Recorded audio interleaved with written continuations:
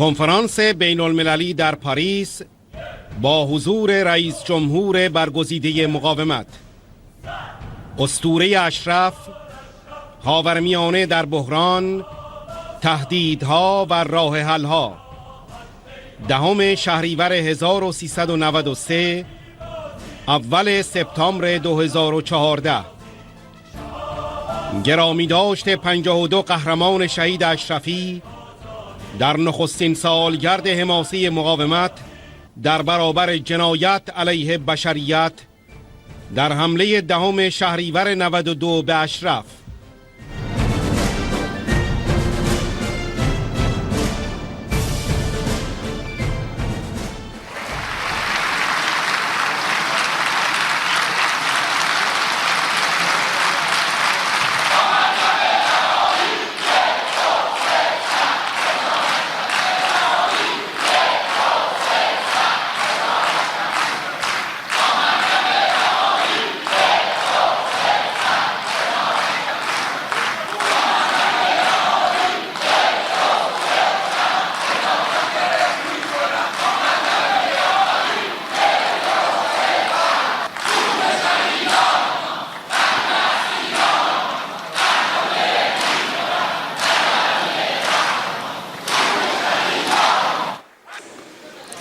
امروز 10 شهریور اول سپتامبر، 1 سال بعد از حماسه کبیر ملی و میهنی، آرمانی و جهانی کهکشان اشرف، با 52 قهرمان مجاهد خلق، ما امروز جمع شدیم اینجا نه فقط به این دلیل که از درد و داغ و فراق‌ها صحبت کنیم، اگرچه که اونها بسیارند، بلکه اینجا جمع شدیم تا بگوییم که چه ارزش‌ها، چه حیات، چه سرزندگی و چه مقاومت و چه پایداری رو اونها نمایندگی کردند و از خود به جای گذاشتند.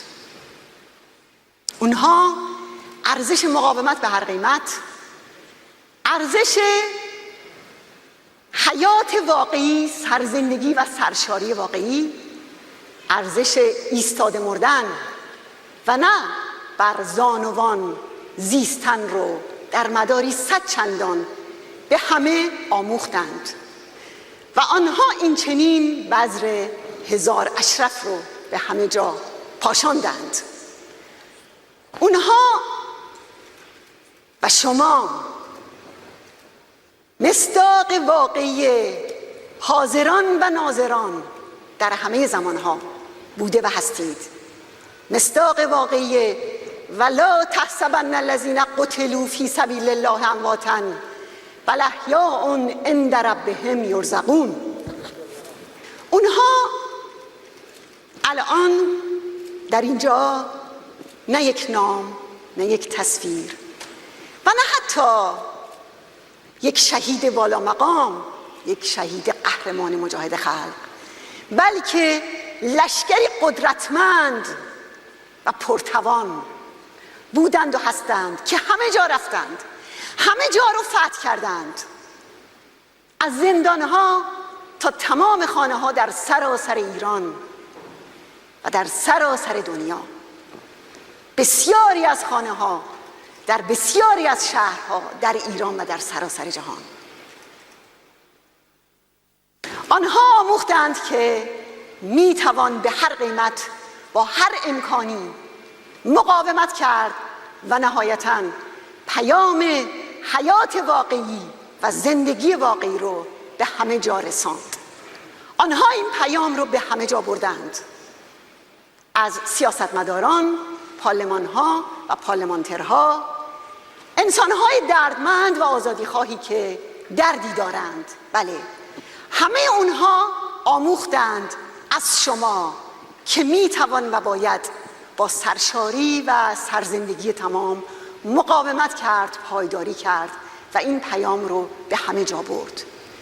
الان اونها اینجا تک به تک بیانه ها و شاخص هایی از این مسیر پرشکوهند. از این لشکر قدرتمند، از ارتش آزادی بخش ملی ایران، گوهران بی‌بدیل، شاهرخ اوحدی، شهرام یاسری، ناصر کرمانیان، احمد بوستانی، نبی سیف، سعید نورسی، محمد علی محمودی، علیرضا پور محمد، عبدالحلیم نارویی، ابوالقاسم رضوانی، علی اصغر قدیری، بیژن میرزایی، حمید باطبی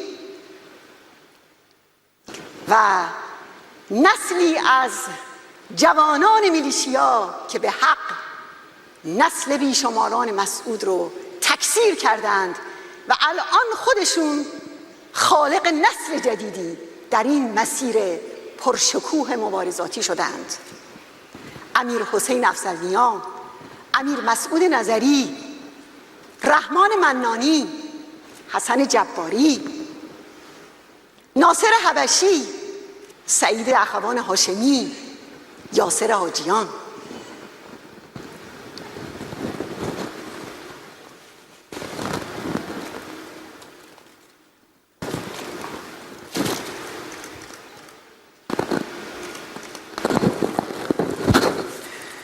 و خواهران قهرمانم، سرداران و قافله سالاران حماسه بزرگ اشرف، زهره قائمی، گیتی گیوچیان، ژیلا طلو، میترا باقرزاده، فاطمه کامیاب و مریم حسینی. الان تمام زنان دنیا و ایران به شما افتخار و مباهات می کنند. شما صفی پولادین و ارزشمند تشکیل دادین جبهه قدرتمند از زنان آزاده و رها که برای ارزش‌های برابری، برای ارزش‌های بالای انسانی، برای آزادی و برای رهایی خلق و میهنتون از استبداد ارزش‌های نوینی به دنیای جدید عرضه کردید. این جبهه و این صف که هر زنی در دنیا آرزومنده به این صف و این جبهه بپیونده، صف و جبهه‌ای است که ضروری و نیازمند برای جامعه بلازده ایران و جامعه خمینی زده ایرانه و صف و جبهه‌ای است که ضروری و لازم است برای منطقه و جهانی که به بلای افراطیگری، تروریسم و بنیادگرایی مبتلا شده. و شما سرداران و فرماندهان والای ارتش آزادی بخش،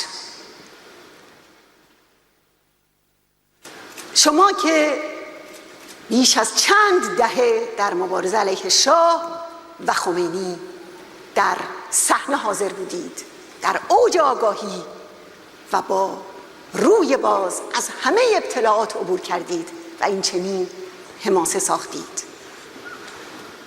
گوهران بی‌بدیل، برادران والا مقامم، علی فیض شبگاهی رشید، حسین مدنی، محمد رضا وشاق، مجید شیویاری، مهدی فتح‌الله نژاد بهروز، غلام عباس گرمابی، محمد جعفرزاده، علی اصغر مکانیک، سیروس فتحی، ناصر سرابی، حسن غلامپور، کوروش از فرماندهان والا، فریبرز شیخ الاسلام، اصغر عمادی، ابراهیم اسدی، محمود رضا صفوی، سید علی سید احمدی، اردشیر شریفیان، شجاع الدین متولی، قباد سعیدپور، سعید که اغلب شما اونو میشناسین و در موردش شنیدین،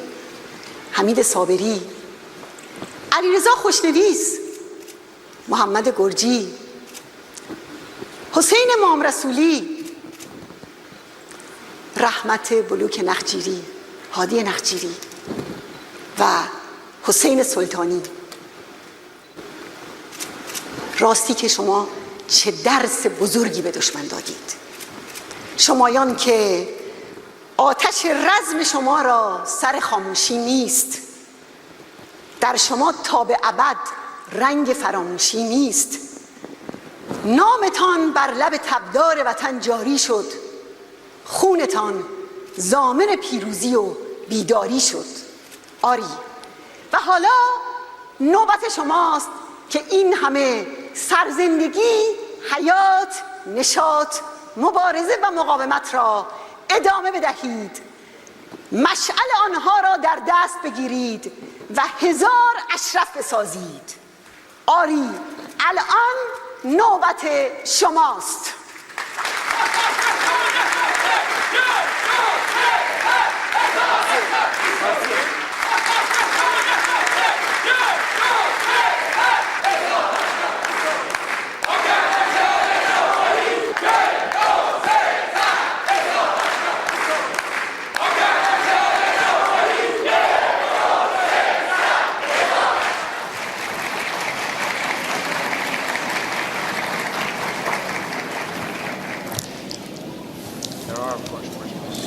Mesdames, Messieurs, chers amis, Madame la Présidente, au nom du Comité français pour un Iran démocratique qui a appelé à cette commémoration en ce jour anniversaire d'une tragédie qui nous a tous profondément touchés, je tiens tout d'abord à remercier nos invités venus des 4 coins du monde, dont Monsieur le Premier ministre Sid Ahmed Ghazali, des personnalités venues d'outre-Atlantique, de l'Europe, des membres du Parlement européen, nos élus français et des personnalités, députés, des maires, ainsi qu'une délégation de l'opposition syrienne. Il y a un an, jour pour jour, 52 vaillants fils et filles du peuple iranien sont tombés en martyrs sur le sol d'Ashraf. Aujourd'hui, non seulement nous voulons rendre hommage à leur mémoire et nous rappeler aussi leurs 7 collègues qui ont été pris en otage et qui n'ont pas encore été retrouvés, mais nous voulons surtout dire notre grave préoccupation pour le sort des 3000 et quelques réfugiés iraniens qui ont été transférés au camp d'Ashraf, du camp d'Ashraf au camp de Liberty, près de l'aéroport de Bagdad. Notre préoccupation est grande. Nous avons fait savoir notre inquiétude au plus haut niveau. Nous continuons de le faire, car nous pensons que l'actualité irakienne, aussi abondante et aussi cruelle soit-elle, ne doit pas faire oublier le sort de ces femmes et de ces hommes qui n'ont d'autre crime que d'avoir persévéré pour l'instauration d'une démocratie et le respect des droits de l'homme dans leur pays. Il se trouve aussi que nous sommes dans les journées anniversaires d'un autre massacre, celui de 30 000 membres et sympathisants des Moudjahidines du peuple d'Iran en août et septembre 1988. Suivant une fatwa de Khomeini, ils ont été exécutés, tous pour avoir défendu les mêmes objectifs que leurs compagnons de route aujourd'hui à Liberty, dont certains sont aussi les survivants de ces massacres dans les prisons. Ni le massacre de 1988, ni les massacres d'Ashraf de 2013 et d'avant n'ont fait l'objet d'enquêtes internationales sérieuses, d'enquêtes indépendantes, car les États occidentaux ont toujours fait prévaloir leurs différentes négociations et leur marchandage avec Téhéran. Ils ont piétiné nos principes et les principes que défendaient les Moudjahidines. Voici quelques-uns des thèmes qui seront développés par les intervenants de cette conférence, qui vont surtout souligner nos attentes du nouveau Conseil de sécurité pour que plus une attaque sanglante et meurtrière ne puisse être perpétrée contre les réfugiés du camp Liberty. Ils sont maintenant sous la protection du droit international, mais ils sont aussi une source d'espoir, une source, un modèle de courage pour leurs compatriotes en Iran.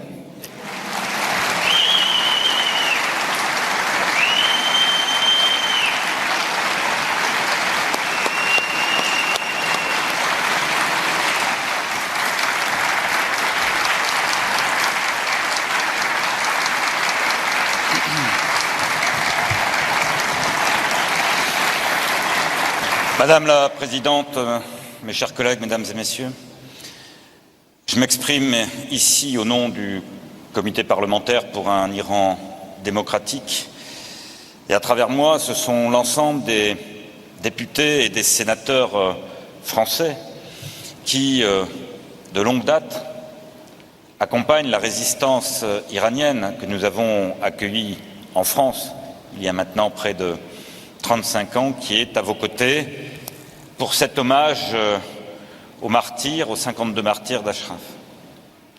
À travers cet hommage que nous leur devons, c'est un message à toutes celles et tous ceux qui résistent contre le totalitarisme et l'oppression. Je veux saluer celles et ceux qui aujourd'hui en Irak se lèvent, celles et ceux qui depuis plusieurs années en Syrie se sont levés, et en particulier la représentant de la coalition syrienne. Et puisque le temps est compté, je veux simplement dire que ce que nous devons à tous ces martyrs, c'est d'abord de la lucidité, ensuite de l'action. C'est ce que nous demandons, nous, parlementaires français, à notre gouvernement. La France est engagée dans la lutte contre le terrorisme et le fondamentalisme. Elle l'a montré au Mali. Elle était prête à intervenir en Syrie. Elle est intervenue par d'autres moyens. Elle est aujourd'hui active dans la situation en Irak.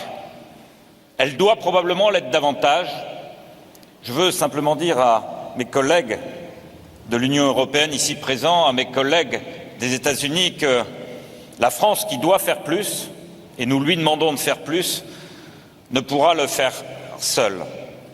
Et de ce point de vue-là, la lucidité, c'est de dire que si un an après le massacre du 1er septembre, la situation a empiré, en Irak aujourd'hui, avec les avancées de l'EIL, mais également en Syrie, où les massacres se poursuivent, c'est pour deux raisons.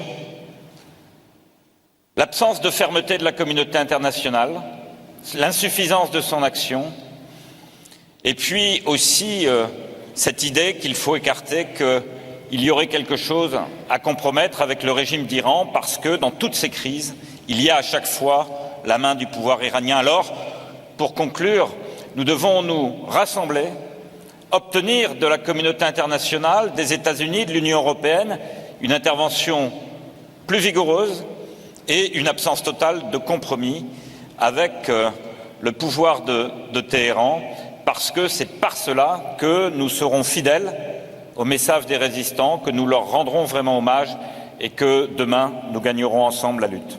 Je vous remercie.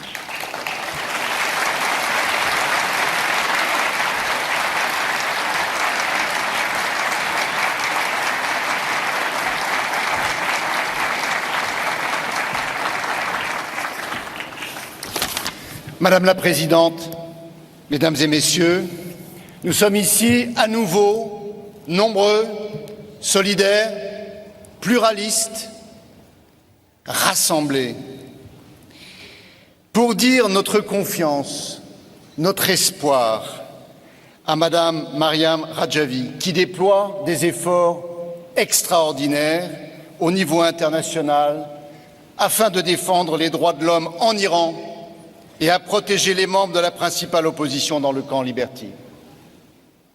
En tant que maire du 1er arrondissement de Paris et en tant que coprésident du comité des maires pour la défense des Ashrafiens, j'ai l'honneur de soutenir les efforts de Madame Rajavi pour obtenir la protection internationale pour les résidents du camp Liberty. Et aujourd'hui, nous sommes aussi là pour commémorer, rendre hommage aux 52 martyrs du massacre du 1er septembre 2013 au camp d'Ashraf. Massacre commis par les forces irakiennes à la demande du régime iranien. Mais je voudrais également rappeler d'autres massacres perpétrés par le régime des Mollahs en 1988, dont ce régime a essayé enfin de garder secret. Ce fut un choc, un acte de terreur infligé à la nation iranienne en ce 36e anniversaire de son règne, le régime continue à exécuter son peuple et, hélas, la communauté internationale n'a pas encore explicitement condamné ces crimes. Il est de notre devoir de témoigner de notre émotion face à la douleur, à la souffrance du peuple iranien et d'appeler la communauté internationale à faire en sorte que l'impunité avec laquelle les mollahs ont agi et agissent touche à sa fin. Le régime des mollahs est coupable de violations flagrantes des droits humains et coupable de crimes contre l'humanité. En tant que membre permanent du Conseil de sécurité des Nations unies, la France doit faire pression pour que les dirigeants du régime iranien soient poursuivis pour leur responsabilité des massacres en Iran, au camp d'Ashraf et Liberty.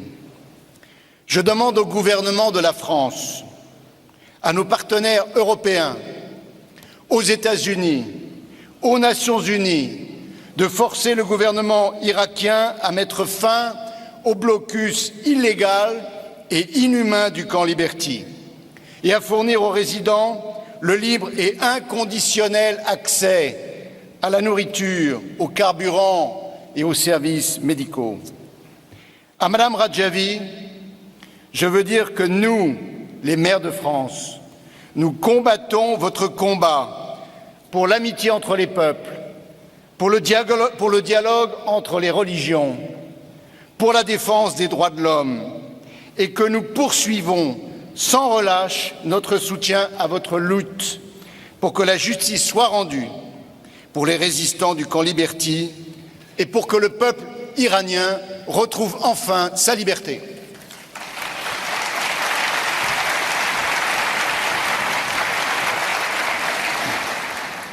Depuis sa création, le camp Ashraf est le symbole de la lutte pour les droits de l'homme, la liberté de penser et de croire, la volonté de mettre en place un état de droit, d'inventer un rapport plus égalitaire entre les individus et bien sûr entre les hommes et les femmes. Nous sommes réunis en ce jour pour commémorer le terrible anniversaire du massacre d'Ashraf. Nous sommes ici pour nous rappeler leur lutte, pour leur témoigner notre attachement et notre estime, pour rappeler leur courage et leur malheur. Hélas, la communauté internationale, malgré la réitération de ses engagements, n'arrive nullement à assurer la sécurité des ex-ashrafiens. À Liberty, les droits des réfugiés continuent d'être bafoués. Aujourd'hui, l'organisation des Moudjahidines du peuple est devenue l'emblème de la résistance au fondamentalisme religieux. La lutte qui se joue avec les camps Ashraf et Liberty est une lutte humaniste. Ce n'est nullement la seule histoire du monde iranien, c'est l'histoire globale de l'avènement pour la liberté des hommes, une histoire dont la vocation est éminemment universelle. Le 3 avril 2014, le Parlement européen adoptait une résolution mettant en accusation le régime iranien en matière de droits de l'homme. La conférence a constaté que 10 mois après l'entrée en fonction de Rouhani, le nombre des exécutions et les attaques contre Ashraf et le camp Liberty ont prouvé que ce régime est incapable de modération. La conférence a appelé à une position de fermeté contre la politique des mollahs, son programme nucléaire, ses violations des droits de l'homme, son bellicisme et l'exportation du terrorisme dans la région. Elle a exhorté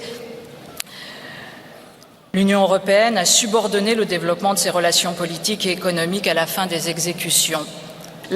L'année 2013 a été une année record, avec plus de 700 exécutions recensées, dont 8 au moins sur des mineurs, et que les arrestations continuent. Il ne serait pas moins de 1000 prisonniers politiques et prisonniers d'opinion derrière les barreaux en Iran aujourd'hui, sans parler également des hommes et des femmes mis en danger pour leur foi, qu'ils soient soufis, qu'ils soient sunnites, qu'ils soient chrétiens. Rouhani avait promis d'assouplir la censure contre la presse. Rien n'a évolué. Les résistances locales sont réprimées au plus haut niveau. C'est donc aussi pour cela que notre travail avec l'OMPI est si important, pour rappeler qu'il existe une alternative et malgré ce qu'on veut nous faire croire, cette alternative est soutenue par d'autres voix résistantes en Iran qui, au péril de leur vie, accompagnent les vœux de l'OMPI. Nous ne sommes pas seuls. Les résistants au régime tortionnaire des mollahs sont bien plus nombreux et unis qu'on ne le croit. Et c'est sans doute aussi pour cela que la répression est si forte. L'ayatollah Khamenei est un ennemi toujours aussi certain de l'état de droit. En ce jour d'anniversaire sanglant, nous qui faisons partie de cette communauté internationale, qu'elle soit politique, qu'elle soit universitaire, qu'elle soit plus culturelle, nous déclarons aux Ashrafiens qu'ils doivent garder espoir en nous, eux qui sont un si bel espoir pour nous. Je vous remercie.